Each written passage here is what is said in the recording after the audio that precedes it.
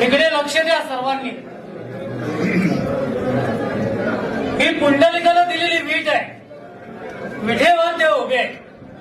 मुक्तिकेसी नावाची एक दासी होती. तिला आपल्या रूपाचा गर्व झाला होता. जेव्हा ती देवाच्या दर्शन झाली तेव्हा देवाने तिच्यापेक्षा नाजूक रूप घेतलेले. जेव्हा तिने आपले हात देवाच्या पायावर टेकवले तेव्हा ही पोटरुतलेली जागा आहे.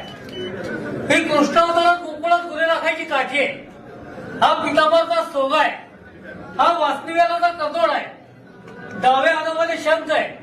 उजव्या हातात कमल पुष्प आहे. ही ब्रह्मदेवाने जन्म घेतलेली जागा आहे. हे अर्धांगिनी रुक्मिणीवासना स्थान आहे. हे मृगलांचन आहे. हा कौस्तुभमणी. हे मकराकार कुंडल आहे आणि शिवाकार मस्तक आहे.